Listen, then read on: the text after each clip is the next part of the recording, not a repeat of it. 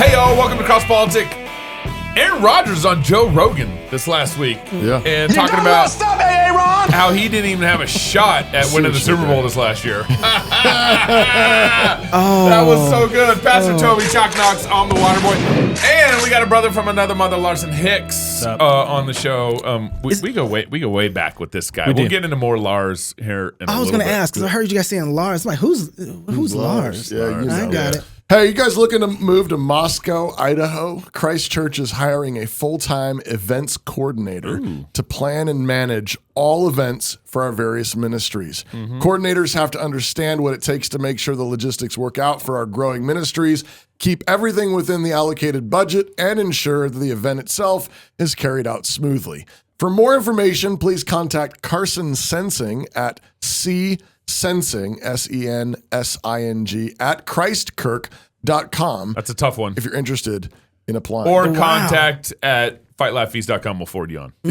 Just to make it easy. Also, don't forget, our Fight Laugh Feast conference is 6 weeks. Is it really 6 weeks Yeah. now? I've been saying 6 weeks for like 3 weeks. No, it's there. Yeah, We're okay, there. all right.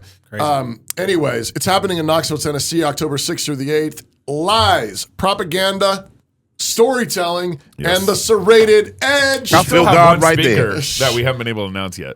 Still one. Really? Don't miss Beer and Psalms, our amazing lineup of speakers, which includes George Gilder, Jared Longshore, Pastor Wilson, Dr. Ben Merkel. I'm going to be speaking, and there's going to be someone else there too. I don't even know about this speaker. Yeah, it's all right. It's all right. Wow. And Knox, don't forget, is doing a roundtable with Mr. and Mrs. Doug Wilson, That's right. Mr. and Mrs. Ben Merkel on how stories win. And how Knox has failed to raise his kids with stories. Oh, Stop it. Come on. There's also going to be a church leadership luncheon Yes. on Friday. Yep. That's cool. As well as a CEO business luncheon on Saturday. That's right. And just packing a it in. pre-conference business workshop on Thursday. Golly, there's just all these extras. And don't forget, we're ending the conference with a live show that includes guest Jason Whitlock and journalist Megan Basham. Yes. Talking about lies, damn lies, and journalism. Do they know the title of these? Just wonder. You can say, I don't know if Megan does, will. but she'll find out. By signing up for a club membership, you can get a club member discount. So go to fightlaughfeast.com, sign up for a club membership, then register for the conference. With it, we can't wait to fellowship, sing psalms, and celebrate God's goodness with you in Knoxville, October 6th through the 8th. Are you going to be there, Larson? I'm going to be there. hey, Wow. there we go. You just made it up right now, didn't you? There you go. You talked to your wife about that one? No. Okay. Correct answer. My mouth might be writing checks and my butt can't cash. We'll see. Correct. We will answer. find out. Come on now. Come on now. So Aaron Rodgers and Joe Rogan are both trending on Twitter Way to go. today. Good. Today, both of them are, because Aaron Rodgers is on Joe Rogan. I think we had Baptists trending last week. and Presbyterians. And Presbyterian. At one point, Presbyterians and Baptists were both trending Can you on guys Twitter. account for that? Can you guys? It was definitely. Absolutely. Yeah. I can't wait until like Westminster or like 1689's trending on Twitter. That'd be glorious. There we go. We're getting there. And so Aaron Rodgers came on Joe Rogan to talk about all things, shutdown, pandemic, everything that happened to Aaron Rodgers if you followed anything about Super Bowl football last year, it was pretty hilarious. Well, anyways, check out Aaron Rodgers talking about let's not revise history. Whoa. But as we look back now, let's not revise history. Let's not revise history on what actually happened and what was said. Because what was said was, you get the vax, you can't spread it or contract it. And no one seems upset that that was a lie, including Birx, who has said that she had always known that it was not going to stop transmission and it was not going to stop people from spreading it, which is wild. Pandemic of the unvaccinated. Yeah. You remember that? Pandemic of the unvaccinated? That was Joe Biden's quote. Oh, really? Yeah. That's what he's quoting. But because we're all about like getting rid of fake news, we have a collage of reminding, don't ever forget, of reminding everybody what the leaders are saying about the vaccine. The various shots that people are getting now cover that. You're okay. You're not going to get COVID if you have these vaccinations. Our data from the CDC today suggests, that vaccinated people do not carry the virus, don't get sick. If you get vaccinated, you are protected. Even with the Delta variant, the vaccines we have do protect well against the Delta variant. So if ever there was a reason to get vaccinated, it's right now. Crazy. Oh my goodness. That's the collage. Down the memory hole. For real. Like I even forgot. I'm like, I remember those clips. Yeah. We show those clips on this show. Yeah, that's right. I'm still wondering why we can't smoke in our studio like Aaron Rodgers. And Yeah, right? I'm wondering, Well, can we get some? For real. We're supposed to put in a fan if we do. And I mean, I need. Anyway. But come if on. anybody has any money they want to donate to our cigar fan that we need to put in the studio. A cigar sponsorship. I Yeah, do. Cigar shop. right. But you notice what Joe Rogan said though. He's like, it's not that they said it because we all know that they said these things. The question is, why isn't nobody's upset about it? Yeah, why are we not? Like, saying how it? come? You know, it's kind of like the IRS thing. I'm still waiting to find Democrats who are like, yes, we're the ones who absolutely believe we need another 87,000 IRS agents. No one's taking any credit for what's happened here. Right. But but we're the same people saying, no, they did say that. Absolutely. You know, and no one seems to care whatsoever about what they're saying. Right. So That's problematic. Aaron Rodgers went on to kind of talk some inside ball with locker room inside ball with Fauci. They didn't give a fuck. You want to play football? Take this thing. And I want you to do it publicly so that I can get more money out of those other people that are thinking about it and they're on the fence.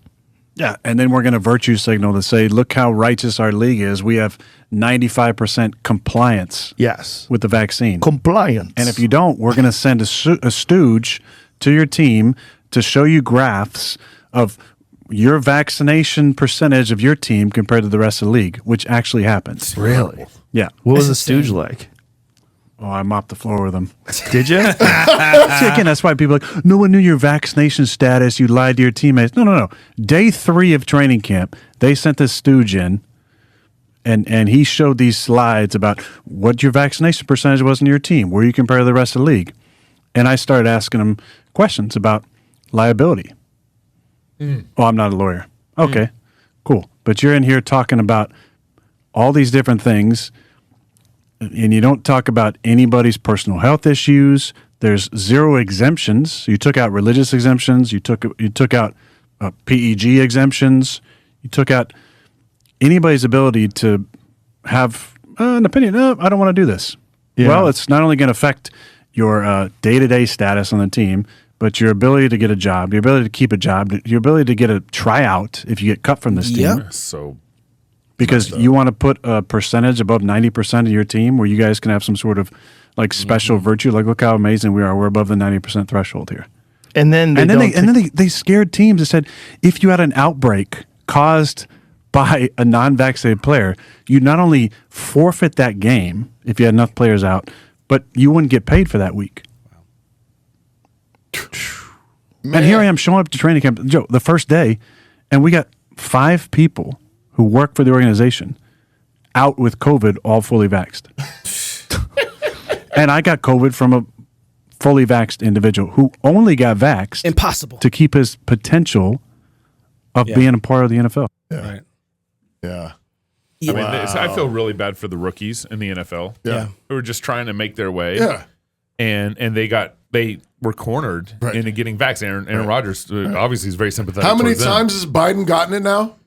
He's been like quadruple boosted, 2 or and 3 he's gotten it times? 2 or 3 times now. And Jill, his wife's 3 gotten times. it a couple times. You remember when we had Dr. Jordan Vaughn on? Yeah. You need He to go back said, and I listen to could that tell, I knew Joe Biden was boosted because he had the coronavirus longer. Yeah. So, so it's not that he, remember in August or it was in July, he got it. And then like 18 days later, he got it again. Mm-hmm. All Dr. Vaughn was saying is that he actually just carries the virus longer. And so the test came back positive again 18 days later. Was it Ron Rodgers who was it him who had the fake vaccine card? Or No, something like that? he just said that he was he was immune or something like that. Immunized or something. You done messed up, Aaron! Yeah. But then they like found out or Yeah. something like Yeah. that, and then they fined him or something. He made a political statement that could be taken as if he was vaccinated. I'm immune. I'm immune. I'm immune. You know, something that we shouldn't overlook here, and this is something I've been seeing a lot more. Jason Whitlock talked about this a little bit on his show, talking about Kyrie Irving and Aaron. Yeah. That people owe them an apology. Yeah. People owe them a public apology. A big one. Yeah, but I think there's something. I think I deserve a public apology. I think all of us do. Hey, our YouTube doubt. account Yeah, is right now. We get maybe 1,000 people to watch YouTube because we're shadow banned because of all the stuff we said about the vaccine. vaccines. That's right. I mean, everything was on Yeah. masks not working and vaccines. Like we are shadow banned on YouTube because and of those kind of Facebook. things. Yeah. And so that's- But that was the play. I mean, that was the play the whole time. This was a way to out the deplorables. I mean, that's one of the big plays in this whole thing is we're finding out. We're gonna put a symbol on your face, and we're gonna get all the deplorables. And to Larson identify wasn't himself. even at January 6th, and he's saying this stuff. That's right. But I thought this was Ted Lasso. I'm sorry. one of the things that we should not overlook in this moment is that right now Aaron Rodgers is a knight. Yeah. He's a knight in shining armor. Kyrie Irving are knights in shining armor. Yeah. We forget so quick about the four estates. You have nobility, you have the clergy, you have the common man, and then you have the news and the press, okay?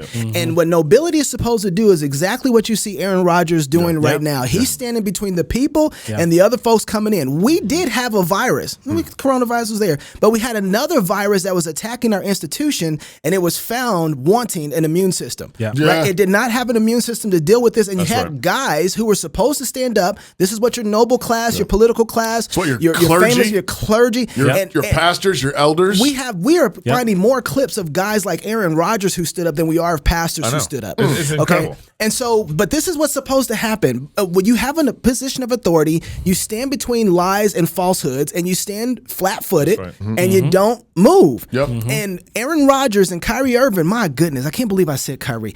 And Aaron, of all the people, who would have thought those would be the guys? Yeah. You got Dave Chappelle, another person of nobility, right? Standing between. You have what's his Burr?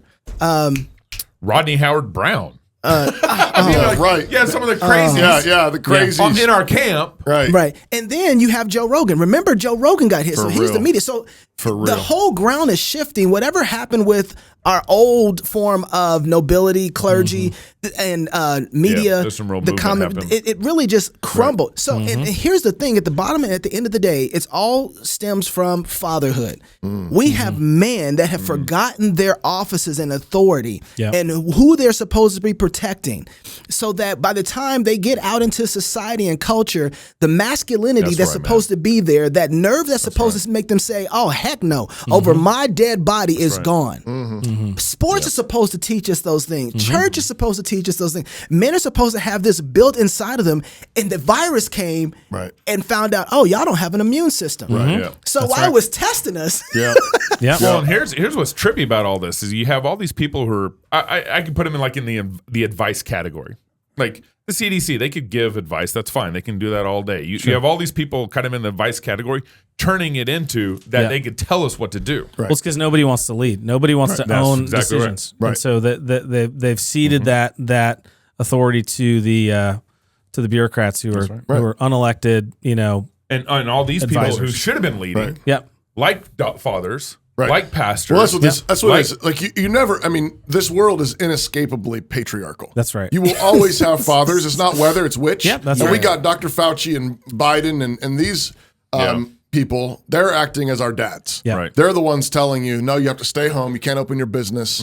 But it's crushing. I mean, talk about toxic patriarchy. That's what that is. And Aaron Rodgers later on in the Joe Rogan interview started talking about all the small businesses that got closed. That's right. And Joe Rogan, I don't know if this stat was true or not. I didn't confirm it, but he said I think he said up to 75% of the restaurants had shut down in LA in this whole vaccine. So you have all these small businesses that got destroyed through all this. And at no point do you have someone taking responsibility that should have been taking responsibility at that level. They were listening to the people that were giving advice. They were telling us what to do, and we were listening to it. And you know why men can't stand out there in the public square? Because they're not standing in their own homes. Which reminds me, home. Nice. Yep. It's where you build your legacy, where traditions are started, where men are made. Seeds are planted, meals are shared, and stories are told. Home is where you prepare to go out into the world. See that? They even know. Even store real estate knows. That's how you prepare to go out into the world. I like when Toby starts preaching on an ad. Real estate ad. Finding the home that's perfect for your family is a big job. Store Real Estate is Moscow's top real estate team. They give people real estate advice all over the country, actually. Family homes, investments, land, new construction, or commercial, they know real estate. If you've thought about a move to Moscow or anywhere in the country, reach out and get connected with a Story Real Estate agent. Wherever you're going, they can help guide you home. Visit storyrealestate.com today. You know, one of the things that when you saw Aaron Rodgers stand, you saw Kyrie standing, you saw a few people in media stand with them, but you didn't have the family, you didn't have businesses, you didn't have the common man. And part of it was because the common man didn't have any sort of self-sufficiency to be able to stand. So they didn't have any ground. They only stood in their politicians. They had levers all over. Exactly. Yeah. Well, again, because we have given up the potency of the home and the family. I mean, that's your microcosm of culture and society. It is. Larson Hicks. Yes. We introduced you at the beginning of the show. Yes. His real name is Larson Hicks. It's true. And old friend of ours. He's CEO of Sycamore Independent Physicians. It's true. And board member of Veritas Surgery Center. Also true. And elder at Trinity Reformed Church in Huntsville, Alabama. Yes, sir. Also, and most importantly, husband and father. Yes. And 7 kids. Yeah, dude, way to go. Yes. We're trying. We're doing our part. And it's Jed. Yeah. Oldest son. So apparently Jed left when here in Moscow when he was nine years old. I remember Jed when he was like 3. That's like the category I had him in. He was 9. You remember him as 3. Yeah, I was like, or maybe. Hey, don't mess with Jed. He took Hebrew from me. Yeah. I saw. So you guys just had a family-based business conference. Yeah. Now this is fascinating. Can we pull up the slide real quick from this? I was noticing on the about page, and it said what your goals were, and it said inspire men and women in the HSV. What's HSV? Huntsville. Oh, okay. Huntsville, Alabama. To quit their jobs and start family businesses. Wow. So that's a big ask. Is it a reality though? Come to our conference. We'll get you to quit your job. That's right. Well, listen, Not a good sales pitch. I didn't get approval from our session before we put that up. So that was just me riffing with my son who built the site. But no, it really is. It really was my heart and mission behind this thing. Because I everything you guys are talking about is true. We don't have an immune system, and it has to do with the fact that most of us are slaves in this modern era. I mean, we went from Who you calling a slave? Listen, dude, all of us, most of us in this. So like them too. Listen, the idea I'm just of making sure we all included because we got in trouble for not deciding He's who's got a who little. here. He's got a little PSD from growing up in the 2000s. Yes, we're all proletariat. Okay, I'll use that word. Right. Yeah. No. So the idea. I mean, if you go back, 100 years in America, most American families were small businesses. It was agricultural economy. Right. And you fast forward, and most of us, the definition of proletariat, the definition of slave, is somebody who doesn't have productive property, doesn't have the means of generating wealth for themselves. So they depend on a master who takes care of them. It's either indigency, live on the streets or whatever, or sign on to someone's house and they'll provide a living for you. It may be a nice living, which we are all experiencing in America, right. But still it's not something you control. And the thing about it is business ownership is a school of virtue. If you were going to own a business and run a business, you were going to have to learn leadership. You're going to have to learn how to have thrift. You're going to have to learn how to communicate. You're going to have to learn how to make difficult decisions and make sacrifices. And that's not necessarily required of slavery. You just show up. You're kind of institutionalized. And so our education system even we're institutionalized into just I'm here, give me the work. What am I supposed to do? Right. And I'll just work. I'll put my head down and then pull the lever. Right. Do the thing. Get your check. Punch the card. Punch in. Punch out. Go home. What's the outcome of having? So you're saying that there was a better balance between slave and master and that kind of situation where productive individuals had virtue because they had businesses. What is the outcome of having this flipped? Maybe more like 90-10, where most people are. Yeah. Have the idea of slave. What does that work out in culture? Well, it's destroyed the family. So the family, the institution. We were talking about the institutions being undermined through. We've been seeing it, the results of our institutions being undermined. The household, biblically speaking, in the ancient world was a kingdom. It was a. It talks about Abraham mustering 300 plus men, fighting men from his household.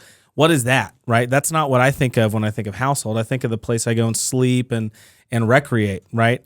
But I believe what we had in that time was a much more anti-fragile society where you've got small businesses, you've got the virtue that it requires to run and operate those businesses, and you've got the camaraderie and the network, the covenantal network of other households that depend on one another and that also can stand against whatever wins or changes are happening, because look, we've got each other's back. We've got the supply chain right here. Right. We're not depending on Amazon or whoever to take care of us. Right. And so I think we've lost that robust covenantal community of independent men and women. So who was able to stand up against vax mandates and who was able to stand up against all of this nonsense? Gay Pride Month in our town. I mean, we saw people in our church being told by their employers, you must put a gay flag up in your office. That's a requirement. Who didn't have to do that? People who own their own businesses, right? Yeah. And so there's been just this whole year, these whole last couple of years has caused a lot of folks to go, I don't get to be a Christian 24 hours a day. I have to check that at the door. I got to kind of split my soul in half and go into an office and just pretend like I'm not a Christian for 8 or 9 hours a day. Right. And then it's stifling, and it has an impact on society and culture too. Absolutely. Right. So now all of a sudden, a person who has morals and understands the virtue can't operate with any of them because he's afraid of losing his job. Well, now you got to look at yourself and say, well, how compromised am I? Right. Yep. Right? Oh, yeah. Where the virtues that I hold to that allow me to be a good asset to my employer are not valuable. Okay, I'm sorry. Go ahead. Did you have I was just going to say, as you're talking, it makes me think that the family is sort of like the original union. Like in society, just in terms of society. It's like if you have an anti-fragile family, then you might work for someone else in different ways, shapes, or forms. But you work for them as who you really are. You're not beholden to them. Right. You're not dependent on them like a slave. Right. And so they say, I'm sorry, you got to put the flag up. And you say, no, I don't. Yep. Like, you want my labor or not? Right. You want my input or not? I don't need you. Right. I've because the family, and when you build a family that's resilient, where there's loyalty over generations, where there's generational wealth, where there's property, where there's inheritance and all that kind of stuff, you might work for somebody. Sure. But that's because you like to give to them. Right. And it's a free gift. Right. And if they're going to treat you like a slave, you walk. Right. Well, and the problem too is that the only antithesis, or the only narrative that we hear other than employment is, oh, well, go be the next Steve Jobs or the next Elon Musk and go be an entrepreneur. I call it startup porn. This whole idea, right? I mean, there's a whole industry of startup porn, which I'm convinced is fueled by bankers, private equity, venture capital. Sure. Because they want to extract the value out of virtuous people who are willing to do the hard work. You guys know, starting a business is super hard, right? It's super hard. And they don't want to do that. Right. But they know Christians, virtuous people will do it, right? So they'll go, hey, you guys do that. We're going to feed you a bunch of startup porn to get you all excited about the exit that's coming. Yep. And then we'll just take that and we'll go do our own thing with it. Right. And so Christians just keep doing this. And we're surprised now that all of our big, because the really hard work means you don't look for the handout, you don't look for the big funders, right? Rather, you just start or the big exit, or the big exit, right? Yeah, it's just blood, sweat, tears, hard work. Well, you're not really selling me on this, and you own it. No, the exit. The other thing about you're already in it. the thing about the exit, the other thing about the exit that I just occurred to me the other day is this idea that ownership of property is tied to responsibility. When you have property, whether it's a business or physical property or machine, whatever it is, you also have responsibility for maintenance and taking care of that thing. Exiting means I get to extract the value, and I don't have to own the responsibility anymore. Right. And that's what we want. I mean, that's what we want in our modern society. Right. And so that's the opposite of nobility. I mean, that's the opposite of. Well, I'd say, one of the things that I've kind of, become or began to realize or open my eyes to over the last, 40 years, Christians have been going to work for Facebook, Google, Texas Instruments. We've gone to build for other companies instead of building our own.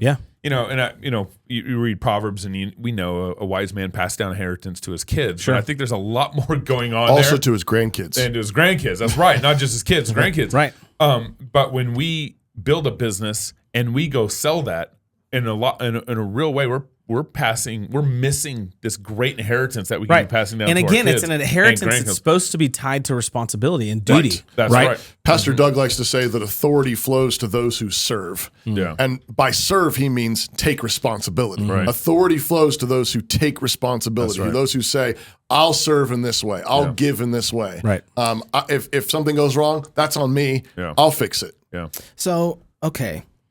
Here's a problem. I'm gonna give you 30 seconds to answer this, and then I'm gonna talk about it more backstage because I think that what you're saying sounds good and it sounds like, okay, that's great, but here's our real problem. The enemy's at the door. Whatever it took to build this up so that I can deal with the current enemy, I don't have built up. I don't have the business. Like I don't cancel culture kind of at the door, or what do you mean? COVID was a test. Or I didn't save up any money. Right. I didn't save. I don't have. You want me to quit my job? I don't have any money in the bank. I spent 12 years, or I spent 8 years in college, or 6 years in college, whatever. Yeah. To Well, get your to where I'm student at. loans are forgiven. And if you make less than 125,000, some of them are. But I split my education up to work for somebody else, to have a mindset development for somebody else. I don't have the time to develop a new education to get there with the enemy at the front door. So how do I do it? How do I say, listen to what you said, quit my job and start make it a business that can actually have an effect in the current situation that we're in? You got 30 seconds, and then we'll go backstage and talk about it. Well, it's a big conversation, but I think the best thing you can do is... And we're up. Yep. No, I think it's about... I think the first thing you do is network and build up a community with people who have done it. Get mentors, because there's a lot of options out there. You can buy a business that's already profitable. You don't have to know a thing about running a business. You can buy a business and a bank a lot of times will back you if it's a profitable business and you got older owners who are ready to retire. So there's so many, the startups, there's so many side hustles out there that people can start right now in their homes. And the whole idea is it's just a shift your mindset, start thinking about this in terms of building an institution, building a future, building an inheritance for your kids, and start taking steps. And it's not you don't have to go be the next Steve Jobs. You don't have to go raise billions of dollars. You can start where you are. A couple $100,000. Yeah. I think we'll talk about this a little more backstage, but one of the places that you can start is just like serving the people next to you. Like, what do the people next to me need, and how can I provide it? Yeah. And that's one of the ways I think that we can do that. Okay, I want to talk a lot more about this backstage. Yeah. But do you have a website that people can check out for what you're doing? Well, you just TrinityReformedKirk.com. That's our church website, and that business workshop is on there. I've got a YouTube channel, Larson Hicks, if you look me up, and I've got a new podcast I'm launching with Pastor Rich Lusk. That's right. And that's going live here. It's called Got a Minute. Is it just 60 Got seconds a minute. too? What's that? No. Okay. Yeah. So it's not literal minute. Okay, we'll talk about that in a second. We're going backstage. So become a Fight Laugh Feast Club member, and you can enjoy the rest of this conversation too. So if you're single, get married. If you're married, have you some kids. And if you have kids, go baptize them. Until tomorrow, love God with all your heart, soul, mind, and strength. Love your neighbor as yourself. Go fight, laugh, and feast. This is Cross Politic. Home. It's where you build your legacy. Where traditions are started, seeds are planted, meals are shared, and stories are told. We are Chris and Natalie Carpenter, owners of Story Real Estate, and our team of top agents helps people find homes in Moscow, Idaho, and around the country. Have you thought about a move? Contact us to get connected with a top agent who shares your values and puts your family first. Or reach out to us about our Moscow relocation guide. Wherever you're looking to go, we can help you find home. Call us at Story Real Estate or visit us at storyrealestate.com and start building your legacy. This is where Dave and I plan this year's company holidays. Let's go through the list. Easter, too religious. St. Patrick's Day? Too white. Mother's Day? Way too cisgendered. All of your usual holidays have been canceled this year. But we still have Karl Marx's birthday! Ha Need a real reason to party? Find a new job at redballoon.work.